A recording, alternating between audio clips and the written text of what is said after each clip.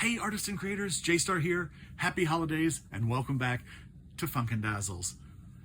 Today I want to show you how I made these pears for a partridge in a pear tree. Perfectly suited for the holidays, whether you put them on a greeting card or punch a hole in them and add a ribbon. Oh, how beautiful would that be? They're made with just simple things, some sheet music, a little bit of craft paint, a stencil, a stamp, and some watercolor pencils. Let me show you how I did it. Okay, so I just want to show you really quickly.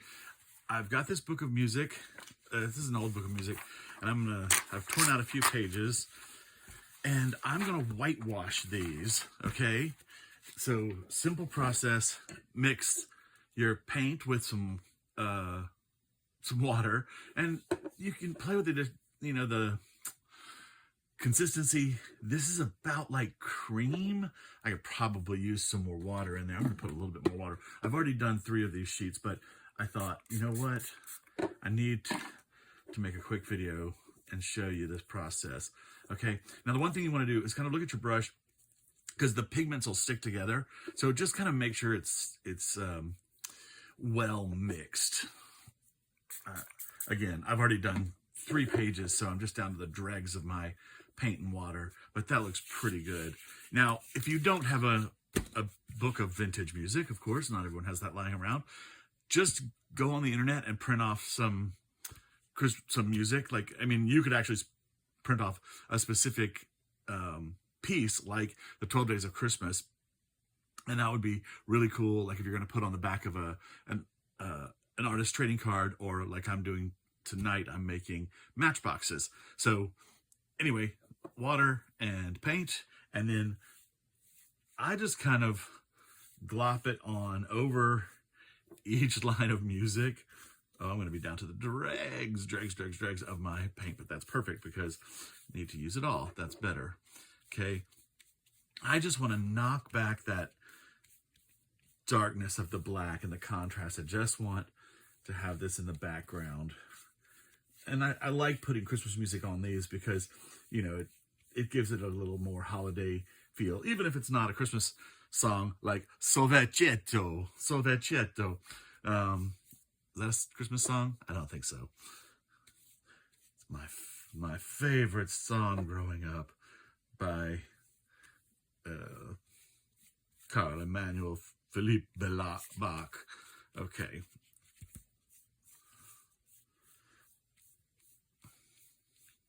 And I'm just spreading it out. I'm making sure it's covering everything. And I'm just kind of using up my paint. So, perfection. Okay. And then I'm just going to dry this with a hairdryer. And don't forget the back. You know, I talk about it all the time, that water gets sucked down into the fibers of the paper. So make sure you get both sides.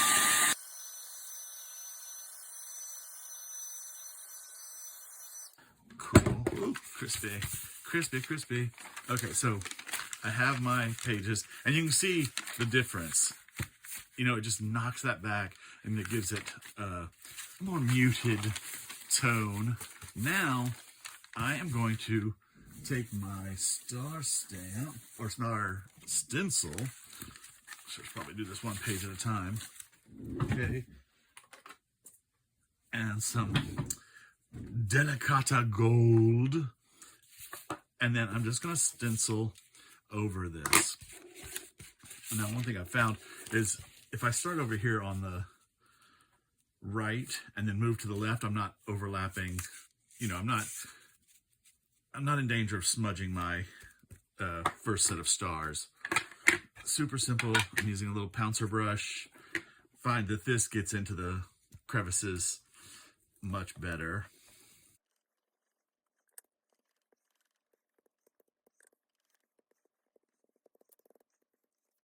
Okay, just get some gold stars on there. Very cute. And then I just keep going.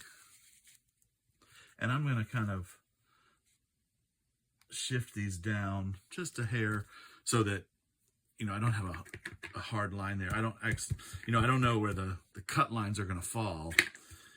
I think I get 4 cuts out of this because I need like 2 1/8 wide for a matchbox. But for artist trading card, you need 2 1/2.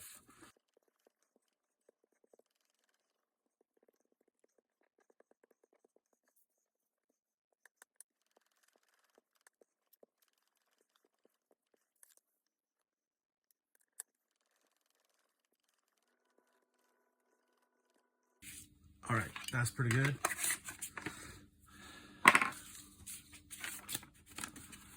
And now we have the star-covered music. And I think that's pretty nice. I mean, it's pretty simple for a good look. Now, I'm just gonna take this and I'm gonna cut into it. Let's see.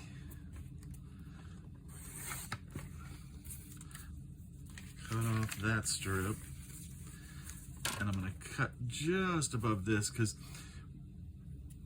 either an artist trading card or my matchboxes, I'm gonna put a gold edge on it. So there'll be a little bit of gold overlapping whatever it is. But now let's also do 2 1/2.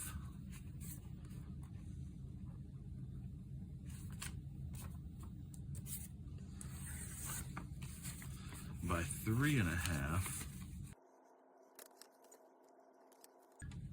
And then what do we have left? We have, nope, this is just scrap.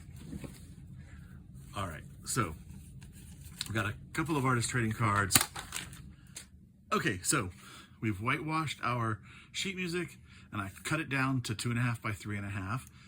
And I actually just mounted it on some food packaging cardboard, so thin cardboard. This was I don't know, it was probably a pizza box or something. But anyway, so I've mounted it to those. Now I'm going to make a stamp of a pear because working with this Christmas music, I just kept thinking about the 12 Days of Christmas and a partridge in a pear tree, and I thought it would be rather nice to have a pear on top of the sheet music, okay? And it's not even Christmas music, but if you did this and you don't have old sheet music, maybe you have old Christmas sheet music, maybe you even have the 12 Days of Christmas, print that out or use the 12 Days of Christmas, and then it's perfect. Okay, so I'm gonna stamp this kind of, well, I'm gonna stamp it right there. Doesn't matter, because I was thinking I was gonna have to cut it to 2 1/2 by 3 1/2, but I'm not, because I'm just going to cut around it. I'm gonna fussy cut it and mount it onto the thing. And I'm pressing really hard. I just kind of want to get all those details in there. And I'm using StazOn ink because I don't want it to run when I use my watercolor pencils. Okay, and I'm gonna do 2 of them. I'm thinking I'll do one like a Bosque pear and one like a Bartlett pear. So one green, one red for Christmas. Okay, and I love this stamp. I found it on Temu and it's really great. It has a little bit of pear blossom branch and then the 4 pears like that, and then the 2 big pears, which are just so great, especially when you go over them with watercolor pencils. And so I've got some water and I've got some little brushes here, and let's see. I'm gonna pull out these greens. I think this pistachio, let's see, the Twisted Citron, it might be good to give some highlights, and then actually some fossilized amber will give some yellow in there. So I think those are good for the yellow one. So let's just see that. First, I am going to do the leaf, and let's see if I can do this without blocking the camera. And if you've worked with these crayons, these are Tim Holtz watercolor pencils. They're just basically pigment, and you kind of you color with them. And on this, I don't actually have to be very careful because I'm going to cut it out. But I'm going to mix a couple of the colors here on the leaf. I'm going to do both leaves at the same time because my head's not getting in the way of your thing too much. Maybe you can still see it.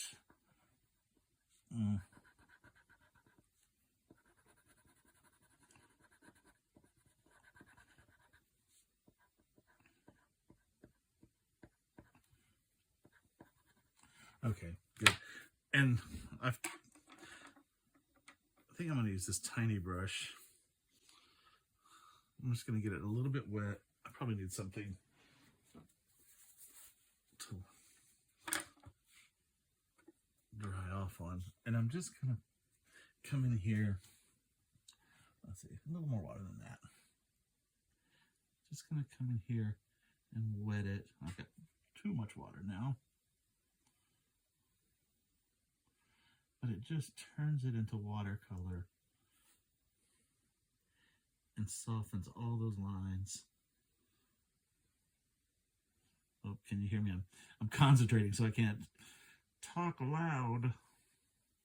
And I'm going to blend that citron green in. Yeah. I mean, how easy is that? Okay, and I am just gonna go over the edge. Since I'm cutting this one out, I'm not gonna be careful. Okay, so now I'm actually gonna start with a little fossilized amber just to put some yellow in these highlights. Okay, that'll be like a base tone. And if I get some pigment down in the paper like that, then it'll be the first layer. So I'm going to go ahead and wet that and kind of let that seep into the paper. Good. And actually, well, we'll do that one in a second. I don't want to double think here. I can't double think. So then I'm going to come in with the, oh, this is crushed olive. Okay. Crushed olive. Oh, the brighter one is twisted citron.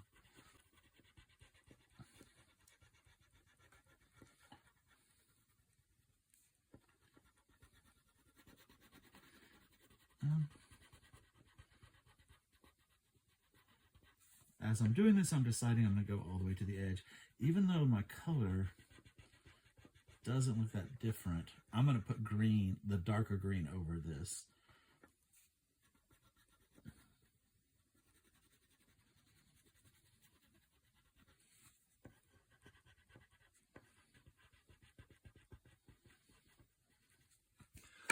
Although I do love a golden pear.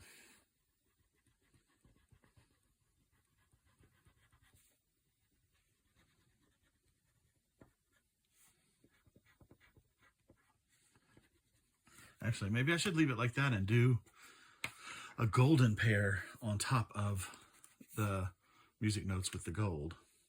Okay, I'll use my bigger brush now. Just get it wet. Lob that water on there. And then I'm just tracing the edges, kind of pulling that green in over the yellow.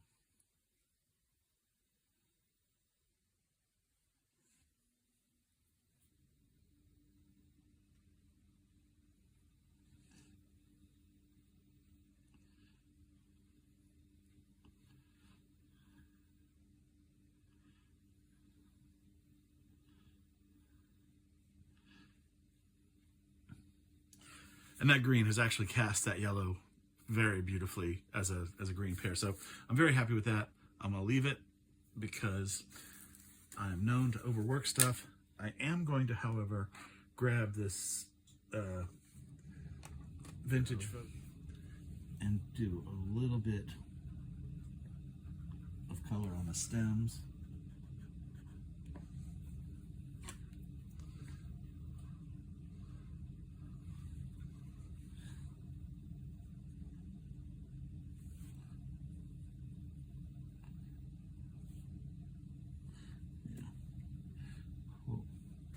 Okay, and now let's see, let's put these back. You know, I've used these several times, and I don't know which way they actually go back in. So I've got crackling campfire, barn door, and spiced marmalade. Now, just like I did before, I'm going to start with the lightest color in these highlight areas.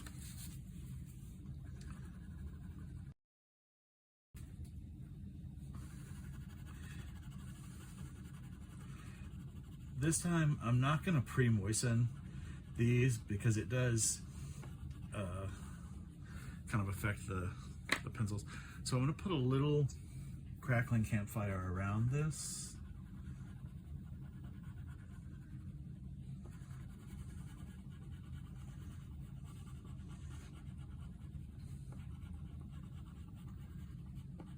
And it doesn't matter that there's like white spotches there. I can cover them in if I want. Don't have to. And then I'm going to do barn door.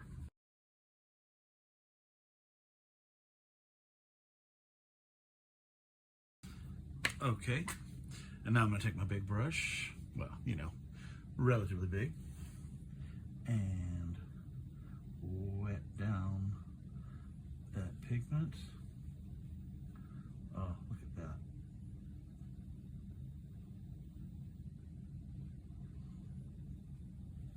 And I do have, there's a lot on there, so I'm going to pull off some of that water.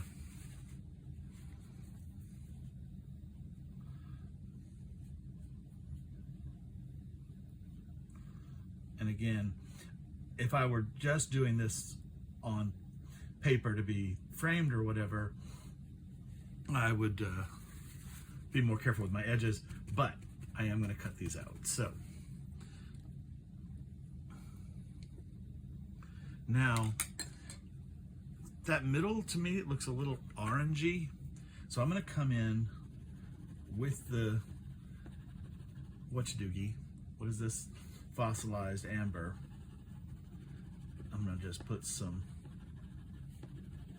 yellow on top of it. And because these are watercolor crayons, you can layer the colors.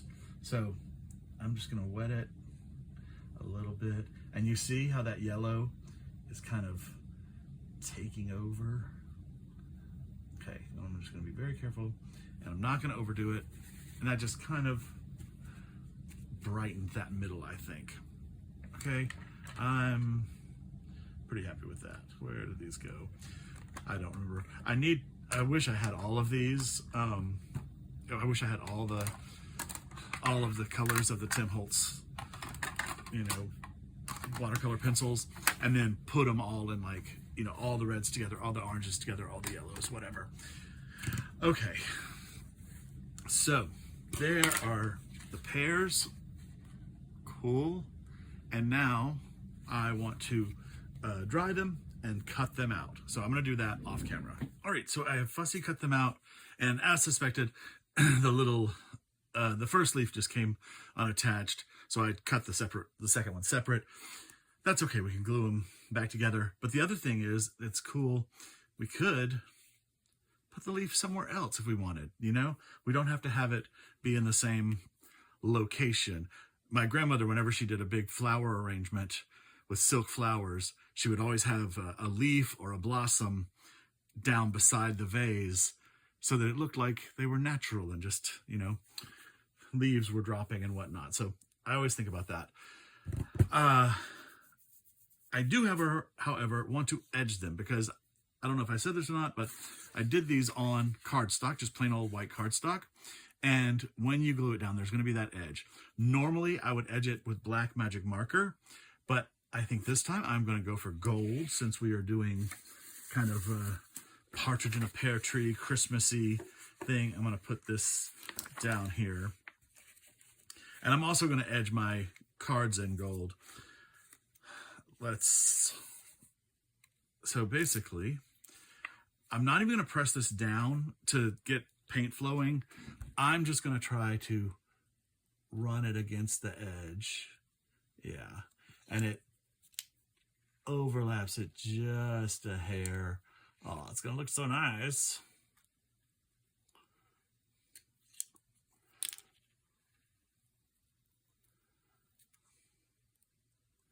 Be very careful on the stem.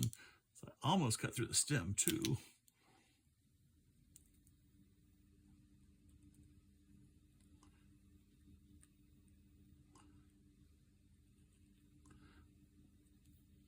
Okay. Can you see that? Do I have it high enough? Look how cute that looks. Let's try a little leaf. A little leaf action.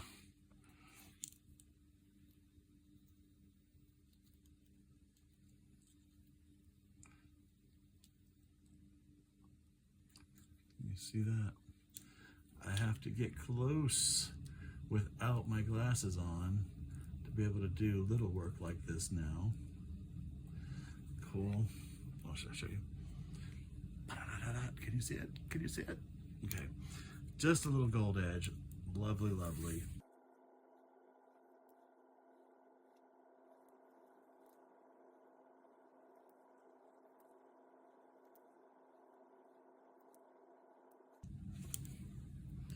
Beauteous. And then I'm going to edge my cards here. Make sure they're flat. And this actually will get that ink flowing a little bit. Comment on that side.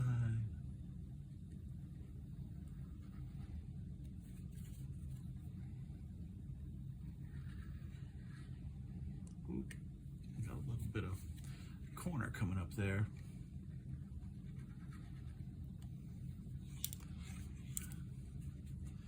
Tack that back down when it dries. Oh, this one too. I spray glued these down. I don't know why it's not sticking.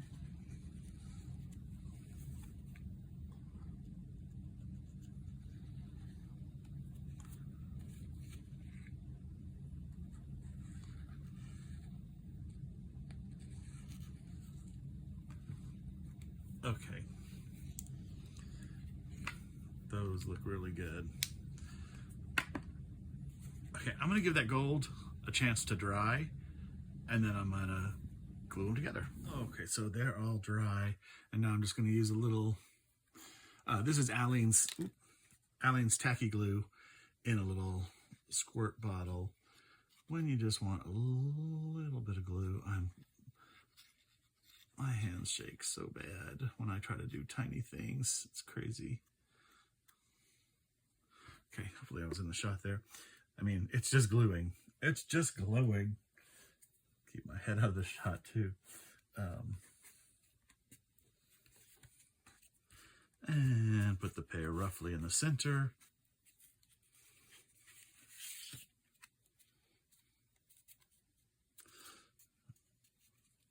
Looks pretty good.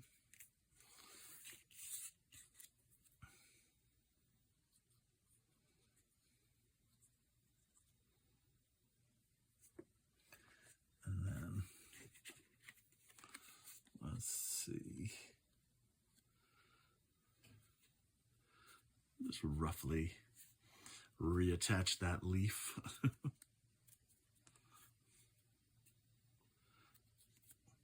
Oh, I think that's nice. It's so simple, so easy. I might have done that one a little too high on the card. Give it a little more breathing room at the top. Now I considered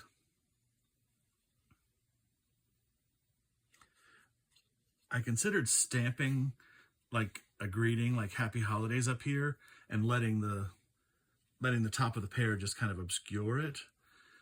But I think I'm going to leave that for the inside of the card, because I'm actually going to turn these into Christmas cards, which is something that you can do if you don't want to trade your artist trading cards.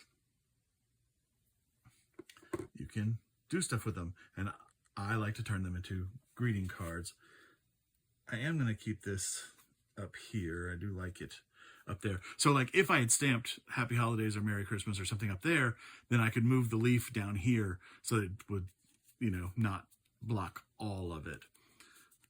But I think that looks pretty sharp. Okay, so now we have a beautiful artist trading card, I think. You know, you can stamp that, put the name and date on the back, the title, which I would call Pear from a Pear Tree, or My True Love's First Gift. I think that would be a better title, My True Love's First Gift.